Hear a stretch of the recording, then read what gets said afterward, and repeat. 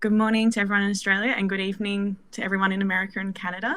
As Simone said, I am an accredited practicing dietitian at the Mind and Gut Clinic here in Melbourne, and I specialise in gastrointestinal conditions such as IBS, inflammatory bowel disease and celiac disease, and disordered eating and the way those two interact.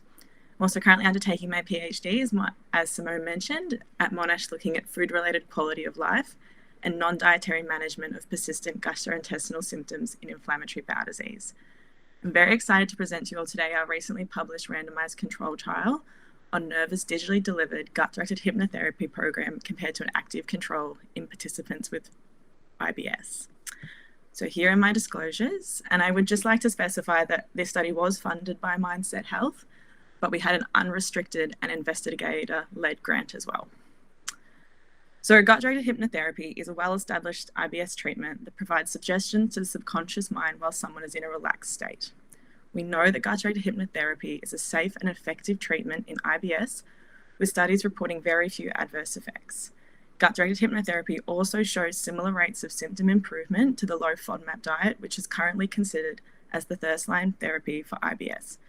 Gut-directed hypnotherapy, however, is considered third line. This is mostly related to accessibility, with there being very few qualified practitioners, long wait lists, the frequency of appointments and quick succession required to see these benefits also adding up to be quite expensive for participants.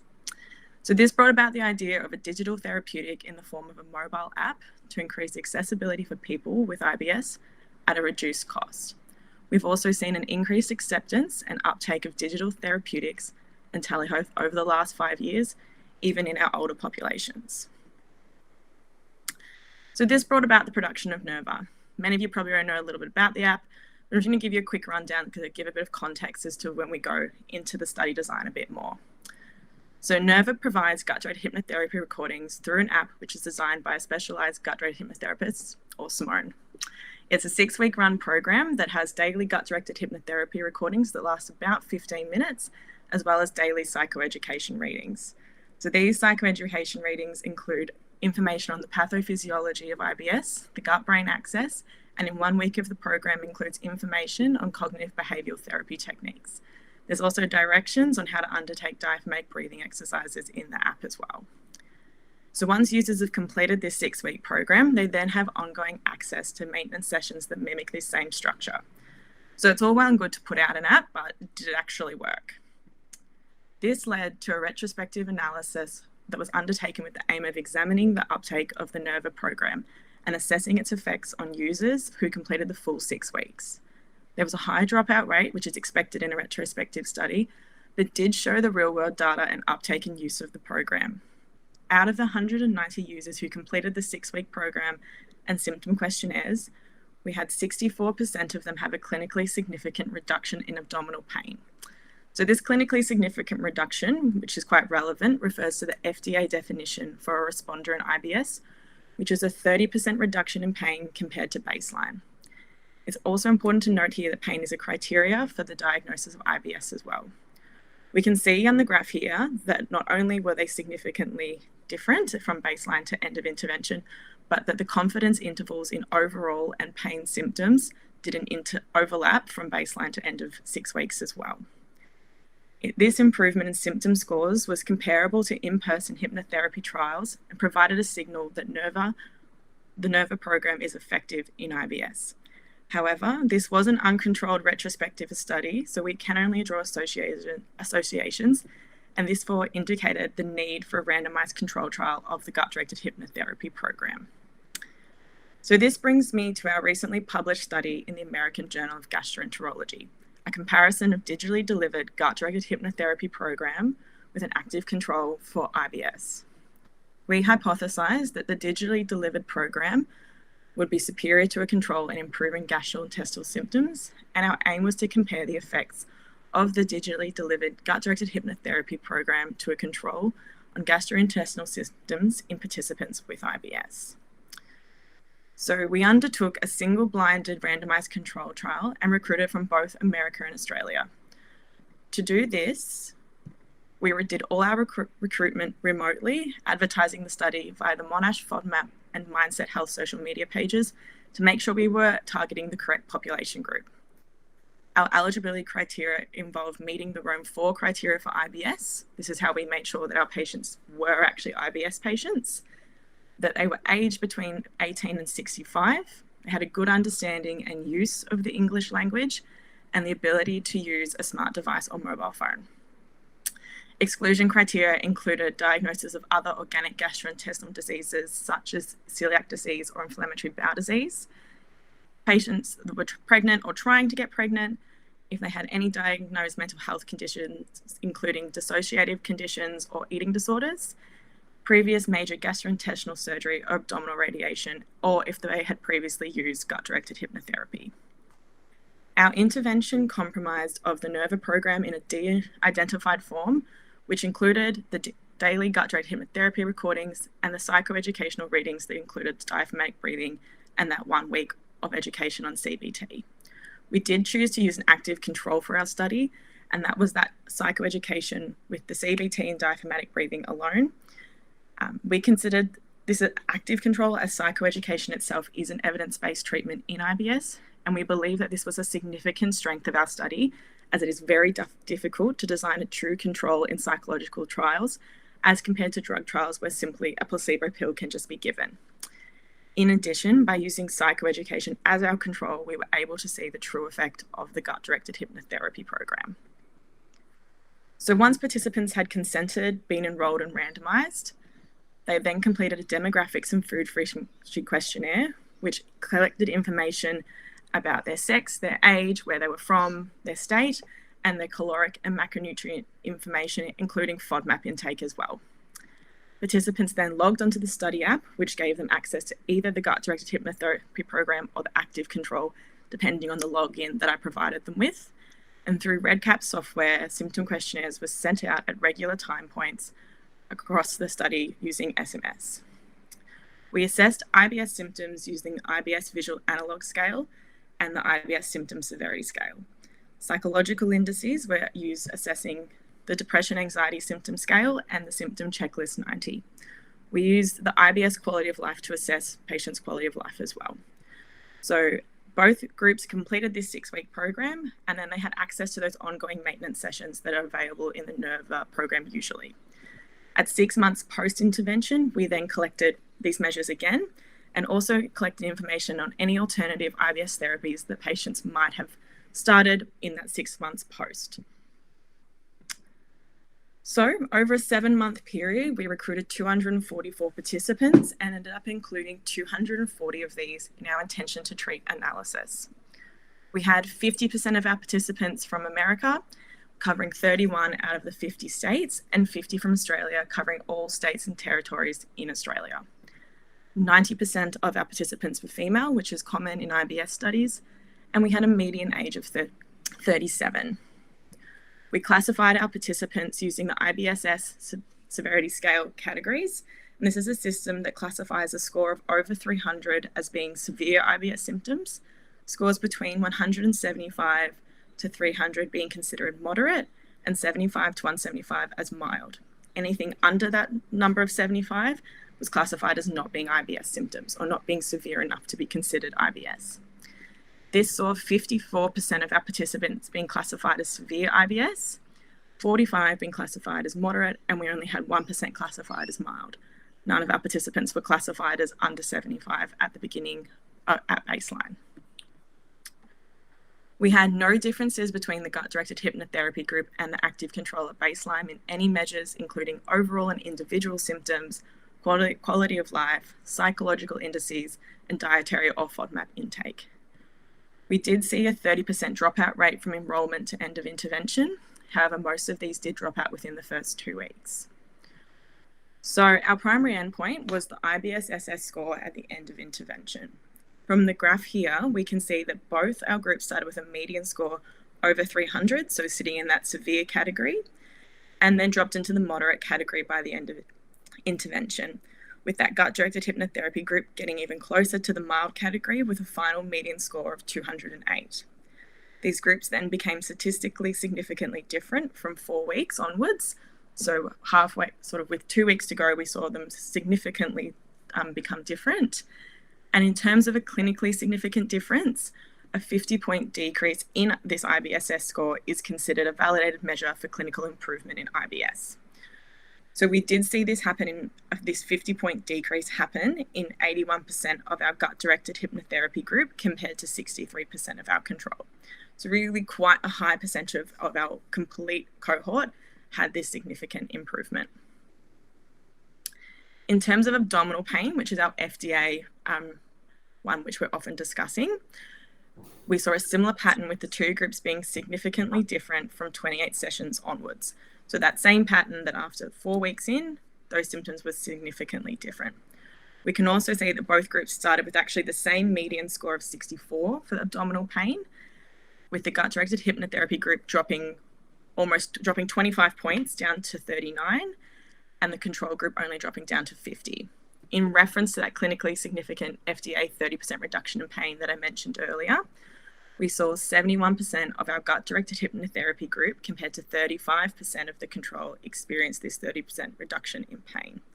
We also saw a really similar pattern with bloating and stool satisfaction in the gut-directed hypnotherapy group, which did reduce significantly more than the active control, again from that 28 sessions and onwards. In terms of quality of life and psychological measures, our quality of life, which was assessed by the IBS Qual, also improved significantly more in the gut-directed hypnotherapy group, with a median score improvement of 14 compared to 7 in the active control. We found no differences between groups at the end of intervention in either of our psychological indices. However, both the DAS and the SCL-90 improved within groups from baseline to end of intervention. We had a really high adherence rate, with 90% of participants who finished the 6-week program completing at least 5 sessions per week. And importantly, we had no adverse effects reported other than the worsening of symptoms, which occurred in 5 of our gut-directed hypnotherapy group and 7 in our active control. We determined this using a 50-point increase, so worsening of symptoms in the IBSSS scores. In terms of our 6-month data, we did have a low retention rate, with only around 50% of our participants responding to the follow-up questionnaires. Due to this, we decided to undertake a per-protocol analysis of the data. It is important to mention that our primary endpoint was the 6-week time point, and we were not adequately powered for the 6 months.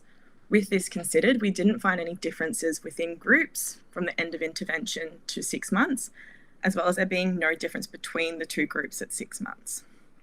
We can see that despite this, symptoms still remain significantly better than at baseline, unlike in a drug trial where symptoms would be expected to return to close to baseline without therapy. We also had very few of our participants utilize the available ongoing maintenance sessions in either group. So from our data, we can conclude that app-delivered gut-directed hypnotherapy is superior to an active control in reducing IBS SSS scores. So that was our primary endpoint, which we met. Digitally delivered gut-directed hypnotherapy was also superior in improving abdominal pain, bloating, stool consistency, and quality of life. However, it is still important to note that our active control still had significant improvements in all of these areas as well.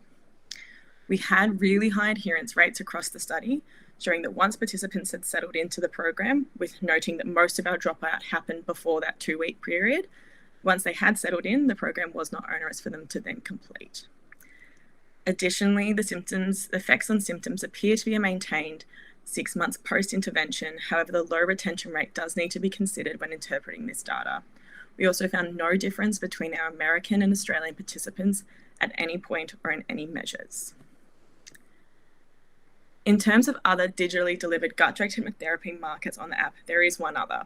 This is going to be more relevant to our practitioners listening over in America. So Regulora is currently available in America through a doctor prescription only and has been approved by the FDA. This is in contrast to Nerva, that is available through the App Store and Google Play in both countries. There are a couple of other differences that I want to point out here as well. So Regulora contains only the gut-directed hypnotherapy recordings compared to Nerva that has the additional psychoeducation component. The Regulora program also has 30-minute sessions that are offered every second week for 12 weeks compared to daily for 6 weeks ongoing.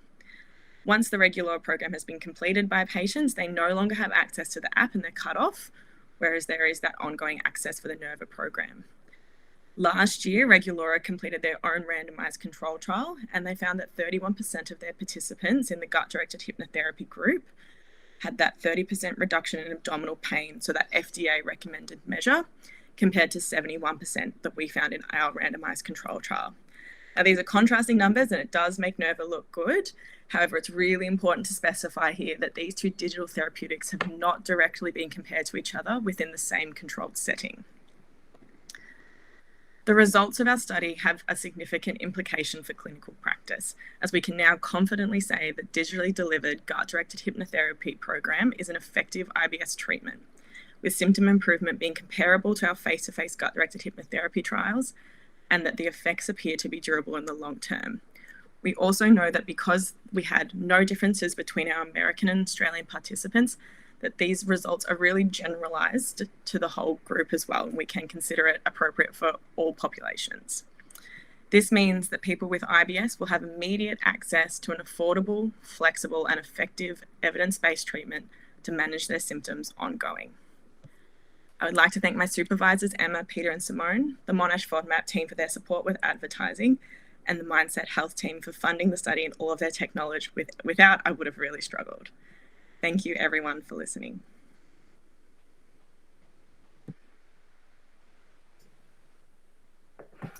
Thank you, Ellie. Well done. Okay, so I might start with just a quick question for you, Ellie. Yeah. And then I'm going to introduce the panel, and then we can have some discussion amongst ourselves before we invite some questions from the audience. So, Ellie, you found that the study, that when we looked at the digitally delivered gut-directed hypnotherapy program, it was more effective than the control in terms of reducing the IBS-related symptoms. What do you think were the key factors that contributed to the success of the gut-directed hypnotherapy component? I think that definitely a lot of the gut-directed hypnotherapy talks patients through really sort of calming themselves down and not having maybe that overreaction that we commonly sort of see with IBS patients when they get a symptom. And so they can then sort of manage that a little bit more and not sort of get themselves in that sort of anxiety spin that sometimes we do see commonly happen. I think that while, you know, the psychoeducation is that really educational component, which is really important, and we know that our patients love to understand more about what's going on for them, hypnotherapy really has that supportive one of helping them regulate themselves down and settle themselves so they don't have that overreaction that we see as well. And how do you think that something like the gut-directed hypnotherapy program, in this instance, Nerva, will change the landscape of IBS treatment? I think or do you think it will?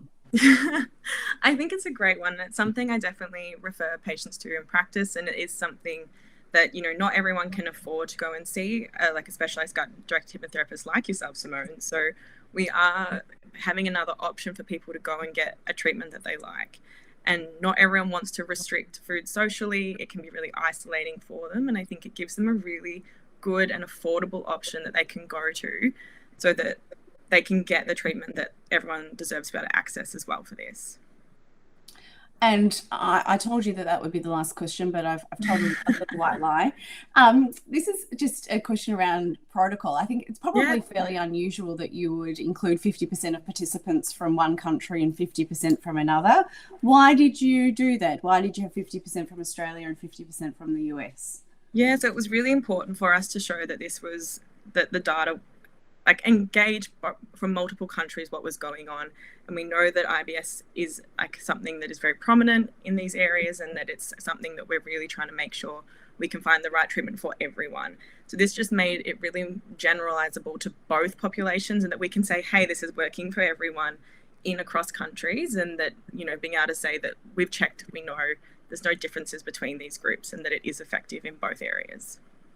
Great. So in other words, the Australians can't say it only works in America, and the Americans can't say it only works in Australia. Right. Okay, perfect. All right. Thank you, Ellie. Shall we introduce the rest of the panel then? If you would like to turn your cameras on for me, please. Have we got everybody here? Okay, great. So I'm going to introduce everybody, and then I probably should introduce myself a little bit more. And then we'll go into just asking a few questions of each of you. So I'm going to start with Dr. Megan Reel. She is a GI psychologist from the University of Michigan. She specializes in gastroenterology and the management of various gastrointestinal conditions. I'm now going to introduce Dr. Prashant Singh. He's a gastroenterologist from the University of Michigan, and he's particularly interested in the role of disorders of gut-brain interaction. And last but not least is Beth Rosen, and she's a registered dietitian specializing in gastrointestinal disorders, disordered eating, and health at every size.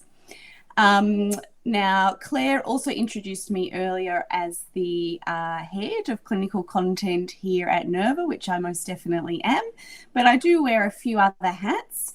So my other hats include being the founder of the Mind and Gut Clinic here in Melbourne, Australia, when we're lucky enough to have Ellie as part of our team. And I also hold a research position with Monash University, where we do lots of really fascinating research looking into different management strategies for patients who have various gastrointestinal complaints. All right, so I've got a few questions for everyone. I was madly writing things down as Ellie was presenting.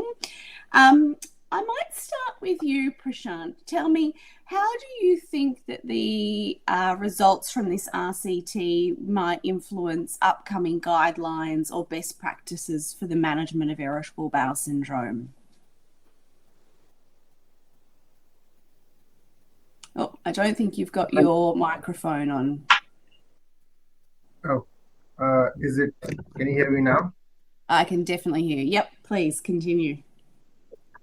So as I was saying, I think as Ali was presenting, I could see how well designed the trial was, and as Ali has pointed out, that it's one of the great strengths of the trial is not only that it has recruitment from 2 sites, but also that it has active control, meaning you are not just comparing it to nothing. You really have a very well defined intervention which you're comparing against, and clearly the gut hypnotherapy was better in this trial. So I think that allows all the guideline makers, including AGA, ACG, to take into evidence that this is superior to an active arm, and probably will make it more accessible to a lot of our patients who don't have access to people like you and Megan, or come to our clinic, right? Especially in community. So I think from accessibility standpoint, this makes total sense. And I can see that guidelines will probably include this, and by the way, other apps which have been compared against active intervention in their guideline sets. Yeah, and I think that that's a really important point. Obviously, it's really great to be able to produce data that supports these evidence-based strategies, and gut-directed hypnotherapy falls within that realm. But accessing therapy is very challenging. And even if you happen to work in a department that has access to a gut-directed hypnotherapist or a psychologist or a dietitian or whomever it might be, typically there are very long wait lists associated with being seen, and the costs can be fairly prohibitive. So when we think about the utilization of digital therapeutics, I think this has been a really great innovation, not only in the context of Nerva, but also beyond that. And we can use the Monash University Low FODMAP Diet app as an example.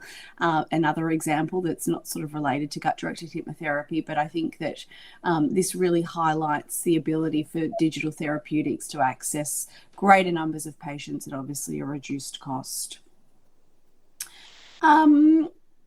Megan, given the personalised nature of IBS, we know that IBS patients tend to respond differently to various treatment or management strategies. How does app-based care allow for customisation to fit, I guess, the individual needs of patients? Yeah, so I think to talk about the opportunities of increasing care, and also one of our things that we have some concerns about when making a recommendation of a patient with IBS to a general GI psychologist is that if a patient has more pervasive psychiatric symptoms, it oftentimes precludes them from participating while they, are first recommended to address their comprehensive medical psychiatric symptoms. What NERVA and app-based opportunities give people a chance to do is dabble, that while they're seeking out that psychiatric care, they may be able to begin to get that psychoeducation into why their psychiatric, whether it be anxiety, depression, most importantly, untreated trauma, why if that goes unresolved, it's going to be very difficult to get at their IBS type symptoms. And so I think that the risk is very low to participating in something like an app-based strategy while also beginning to do or concurrently working on your general mental health. That's a real gift to give somebody with IBS who's struggling. And so in my clinical practice, though, that's different, where unfortunately, Dr. Singh might refer somebody to me and they might wait a very long time. And then I may turn around to have to do some psychoeducation around why it's more important for them to address their general mental health.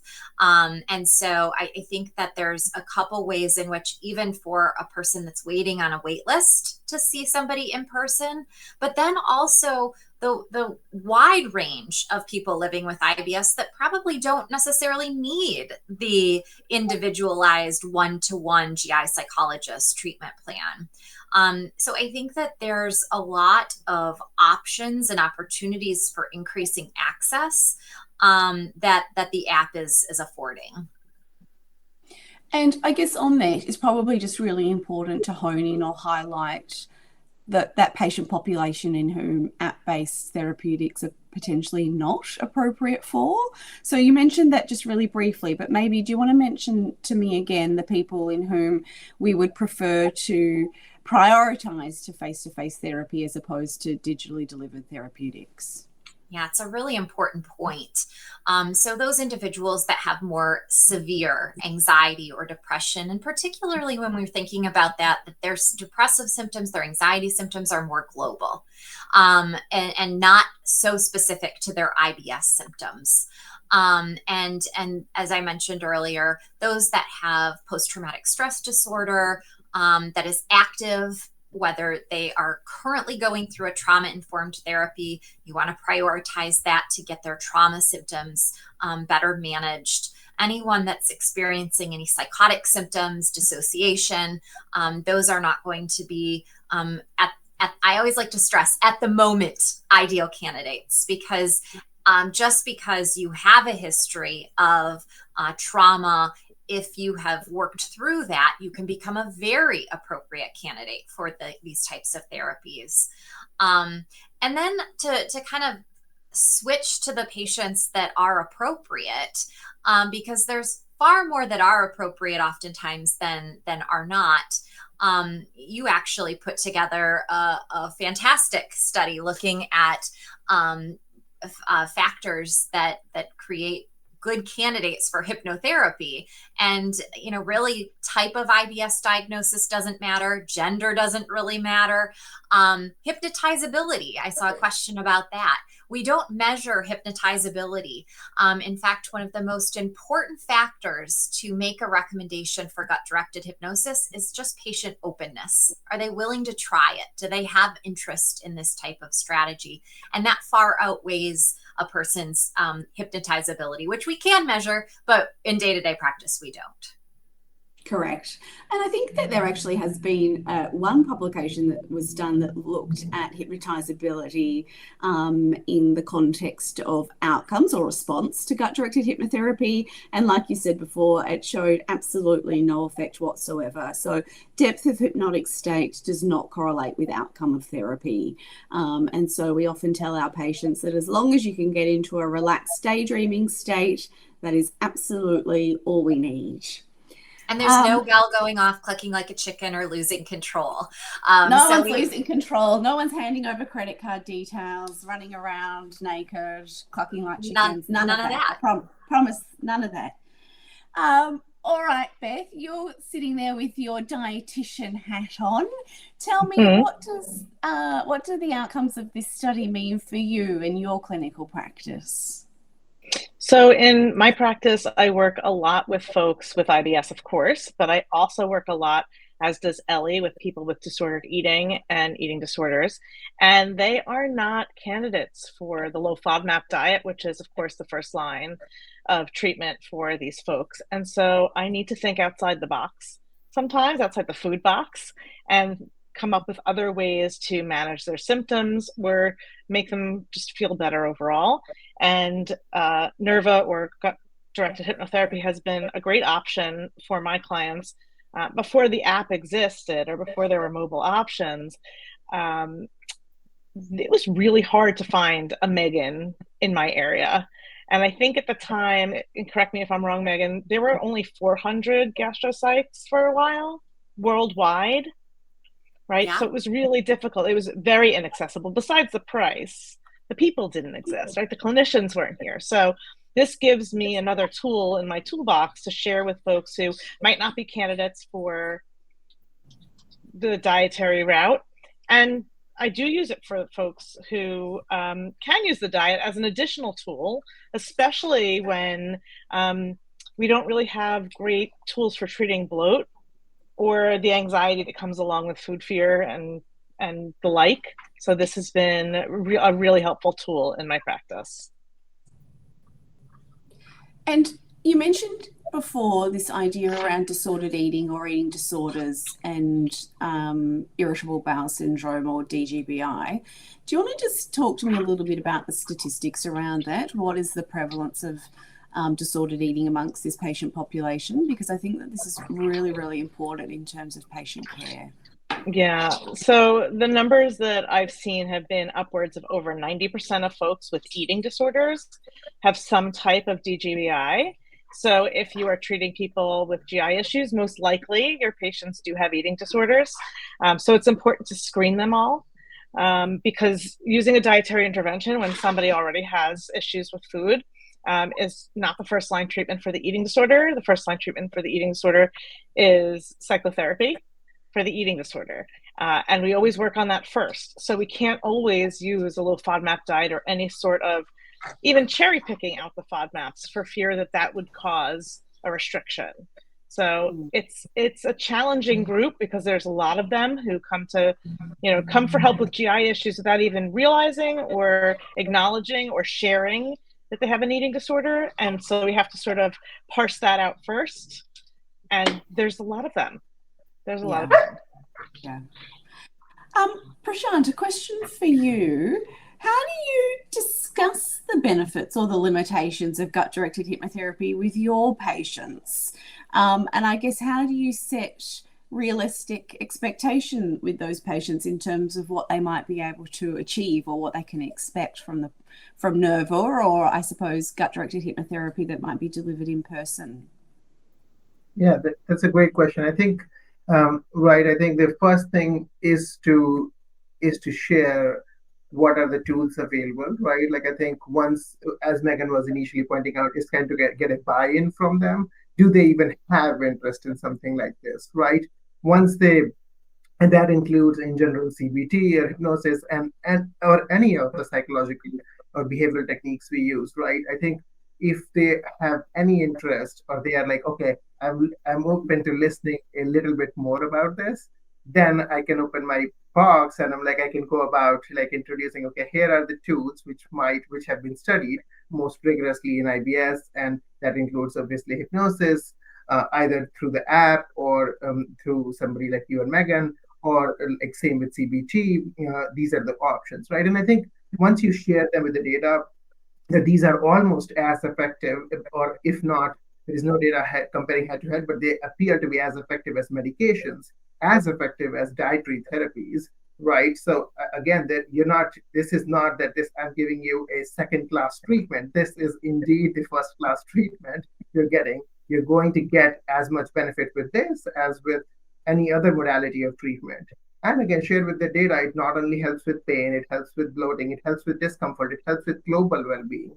And I think once you kind of point that out to them, that you are not just saying that this is in their head, this is like talk about the brain, gut-brain axis, introduce them to the concept of what enteric nervous system looks like, what hypervigilance and visceral hypersensitivity looks like, and what are you doing with these techniques to manage IBS. I think once you explain the rationale, almost always, like, there is obviously that handful of patients you're not going to get a buy-in no matter what you say, but majority of them you will get a buy-in. And by majority, I would say like 70-80%, like this is truly, like people do accept this, because again, in the end, they're so desperate for something that would work for their symptoms, right? Our IBS patients typically have suffered something from 5 to 7 years before they have seen me or somebody else, and somebody has even diagnosed them with IBS. Like, you just keep going on getting tested for one thing after the other, and nobody gives them a diagnosis.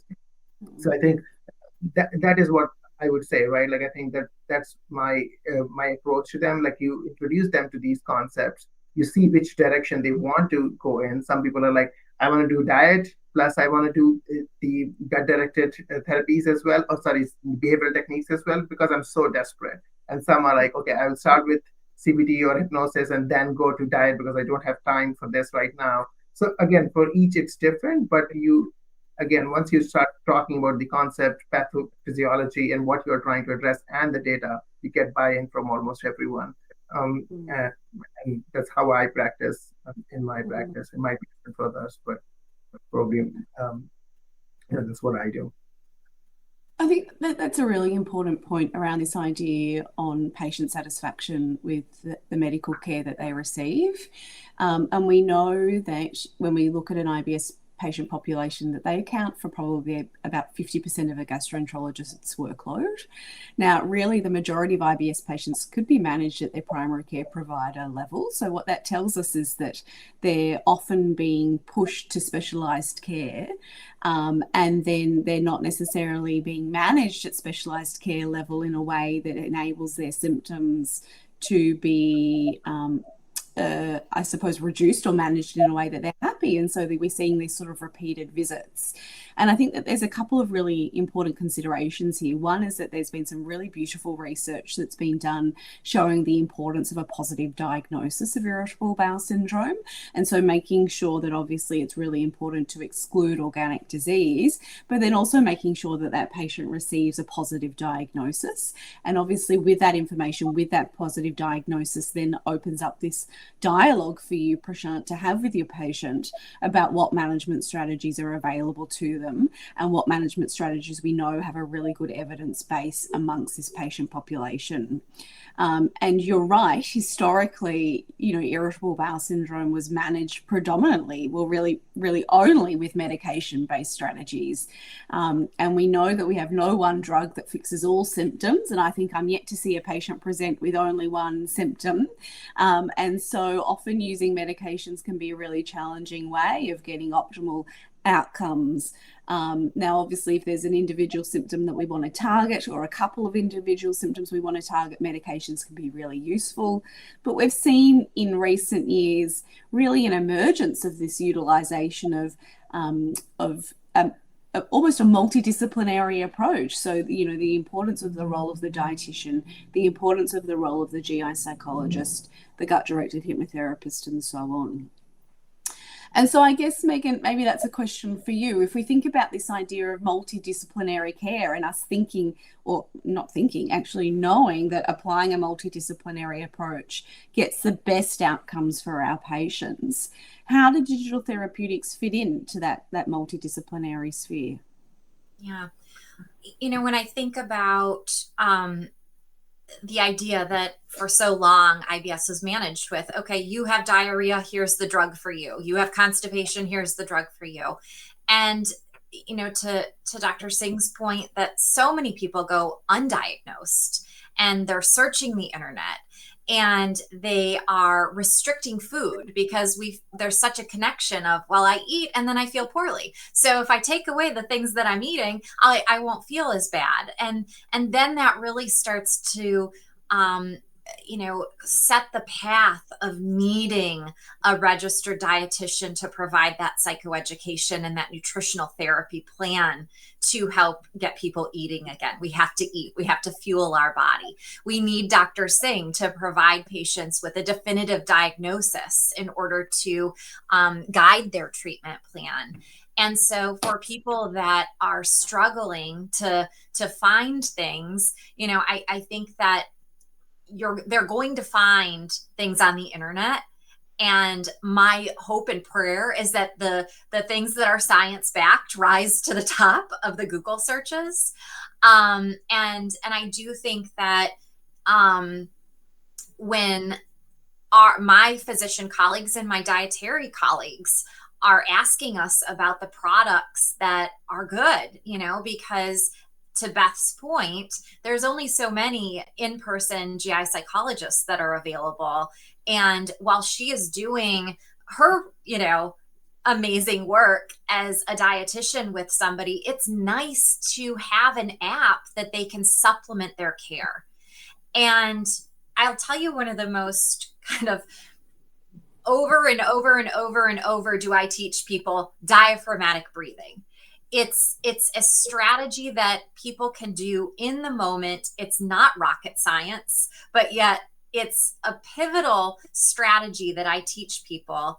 And it's an introduction to, hey, IBS is related to stress. And when we're stressed, our body holds on to this.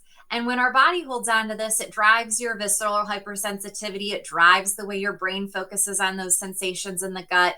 Your whole system is activated. And so relaxation is a very important strategy for almost everybody that I work with. And I love that the digital therapeutics are setting the stage for habit of reconnecting in a positive way your mind and your body. And yes, this is a protocol that's time limited, but I always set people up for save that time. Whatever time you are using the app, when this is done and your IBS is better, stress isn't going to go away. But now you have a life skill that you've developed and become accustomed to. And so the apps, I think, create more habit. They make it a little bit more accessible, and they certainly provide the evidence-based strategies that are comparable to in-person care now that will get people that might not ever even walk into any of our offices kind of back on track in terms of their symptom management. Yeah, agree. Okay, I think that might be enough from us somewhat. I'm going to start looking into the question at the questions that we've received from our lovely audience here. Now, Ellie, I might get you to come back in because there's obviously going to be some questions here that relate to the study itself. So I'll read out the questions. If anyone has a burning desire to answer one, please go ahead. If not, I'll call on you.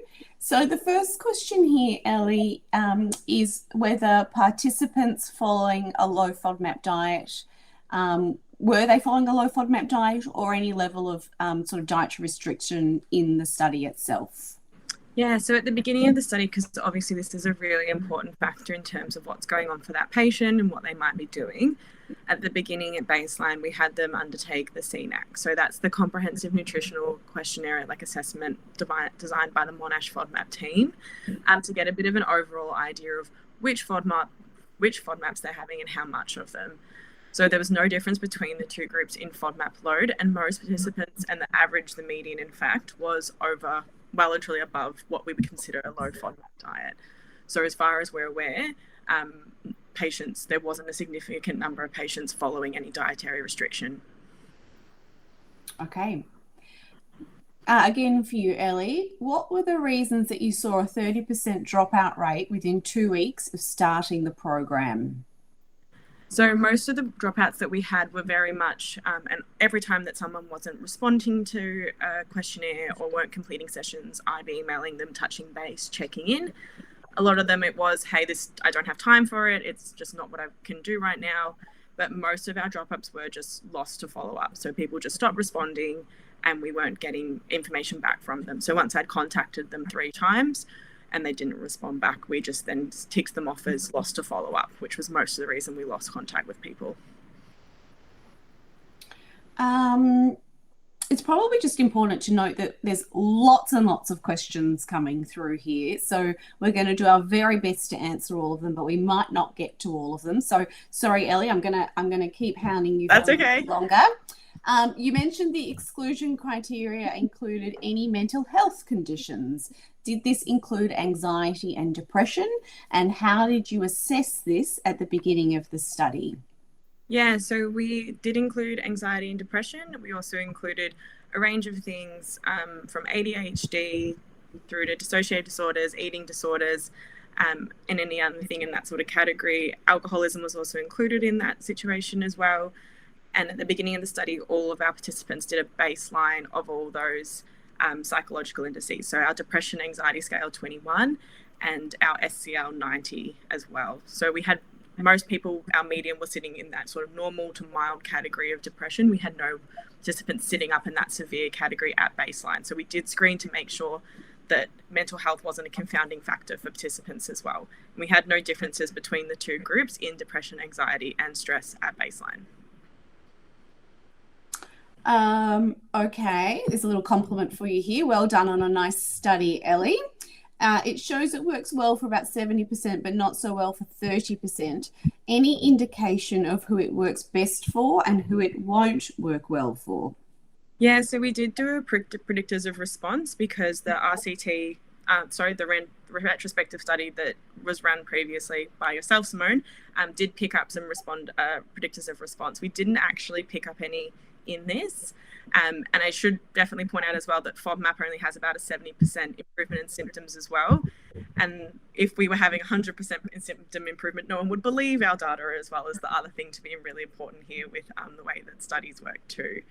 So while we have 30% not hit that 30% reduction, still quite a few of them were having a significant improvement in symptoms.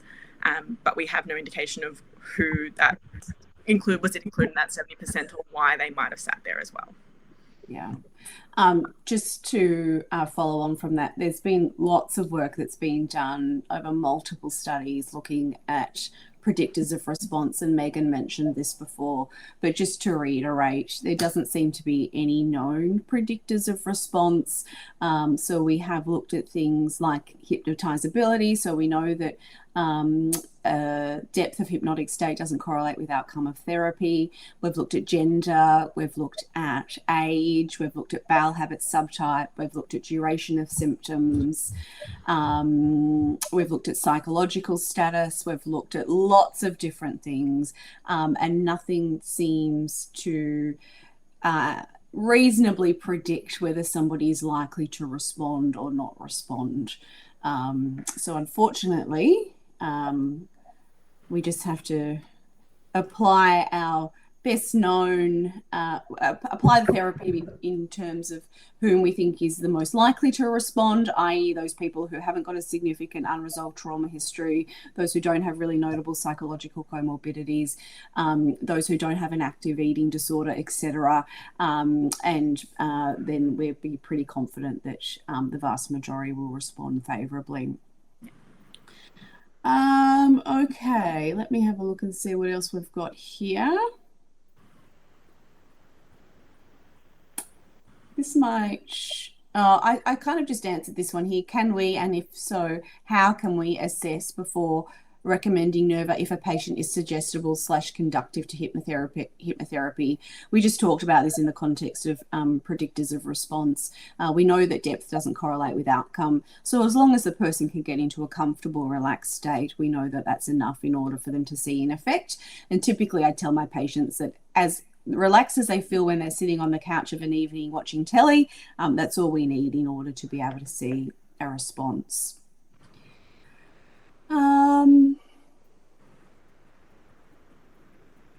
How do you feel about recommending this to patients under the age of 18? I can probably answer this one. We've done some retrospective analysis on patients who were aged 12 and above. So we presented this at ESPGHAN. I presented this at ESPGHAN, which is a pediatric gastroenterology meeting earlier this year. And we showed that in the 12 to 18-year-olds, percentage of response was very similar to the adult population. And we saw similar rates in terms of the reduction of symptoms. So we can feel really confident in recommending Nerva to patients who are aged 12 and above. In saying that, under the age of 12, it's probably more likely that these patients would respond to inpatient care as opposed to app-delivered care. Now, the reason for that is that the language that is used, I can only really speak for Nerva, but the language that is used in Nerva is not targeted at that really young pediatric patient population. And so therefore their ability to interpret and understand that information would be hindered purely because they're just too young. And also the suggestion and the metaphor that we use in the hypnotherapy component is also not really appropriate for our young people. It's not that it's inappropriate, I suppose, but they're just unlikely to connect to it. And so we are going to start looking at the development of a protocol for patients who are under the age of 12. So looking at using suggestions and metaphors that little people will enjoy, and explaining things in a way that either they or their parents can relay to them, or caregivers obviously that can relate to them in a way that is meaningful. So 12 and above for now.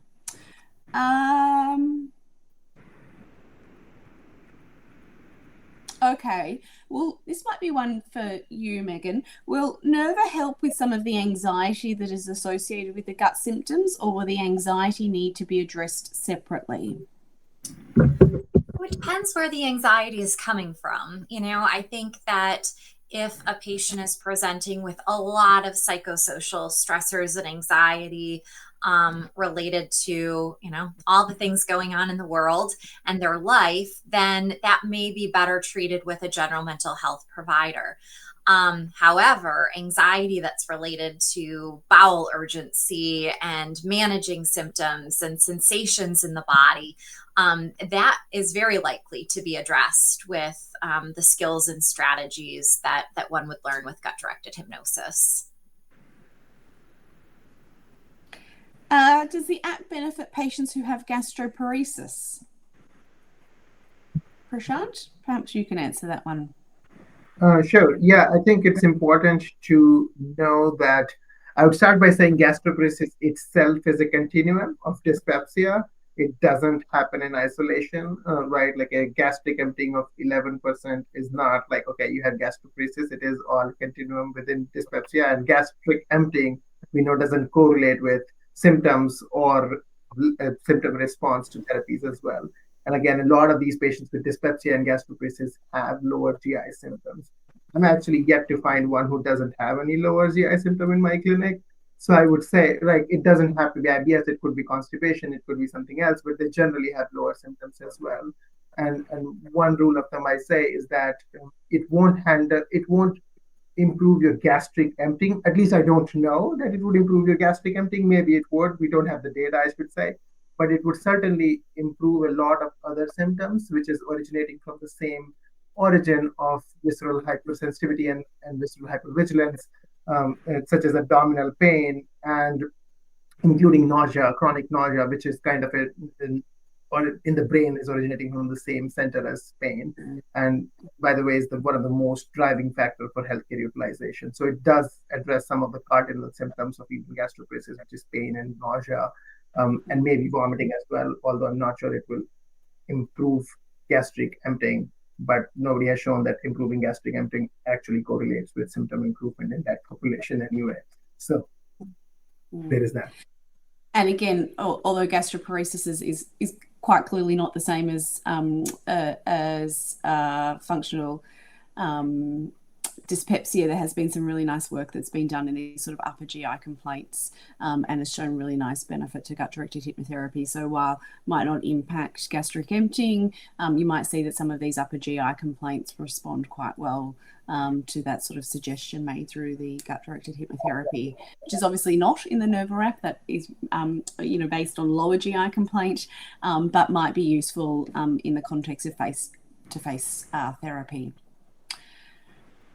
I think we might. Oh, here we go. How does the hypnotization work, and how will the patient feel after it?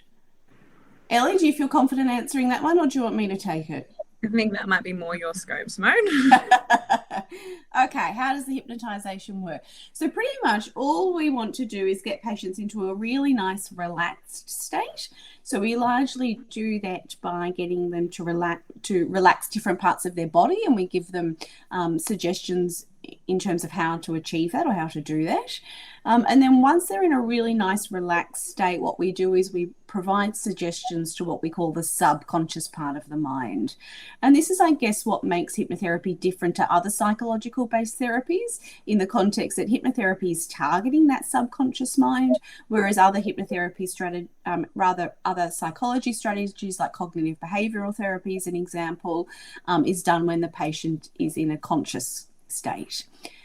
So the hypnotherapy, the idea is to get them into a really nice deep state of relaxation and then make direct suggestion to that subconscious mind.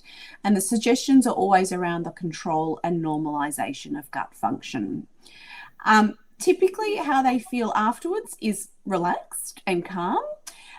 They often find that they have been able to actively visualize creating change in their gut.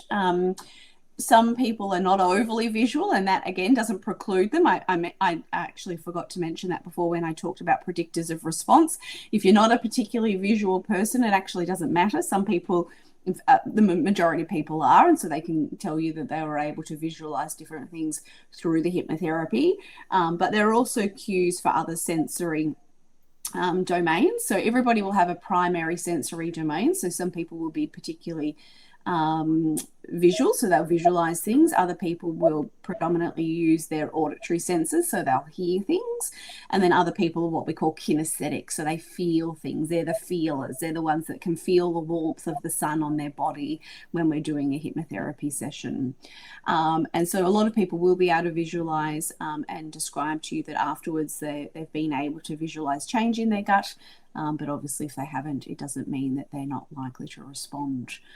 So usually they feel pretty good. Most of the time people can remember what's happened throughout the session as well.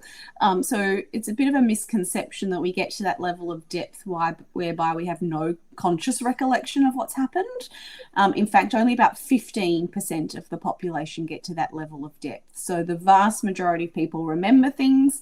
And if we play devil's advocate and say that your patient is that 15% that gets to the deepest possible state, if we were to say something that they didn't like, they'd wake up instantly anyway. So they're actually never out of control. I always highlight for patients that, if you had to go to the bathroom really bad, you'd be able to go. If somebody came to the doorbell and just kept ringing and ringing and ringing, you'd be able to get up. But you might not want to. You might be so deeply relaxed that you're able to kind of decipher what you need to attend to and what you don't. The classic, the phone going off and it's ringing, ringing, ringing, and my patient doesn't move because they're in it and they know the phone will eventually stop ringing. And then feeling like you've just had a massage at the end. And so I'll kind of use that analogy of, kind of like you don't want to just hop off the table at the end of the massage right away. You kind of take some time and give yourself that experience of, you just gave yourself a gift of relaxation for a little while if that's something that they experience. Yeah, I like that, Megan. All right, I think Claire's here to tell us to wrap up.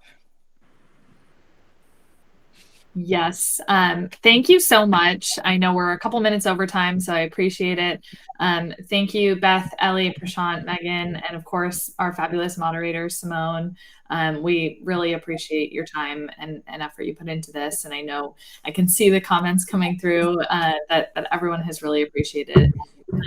Didn't get to all the Q&A questions, so if we could keep going for 3 more hours, I think we may get to most of them, but apologize if we didn't get to your Q&A question.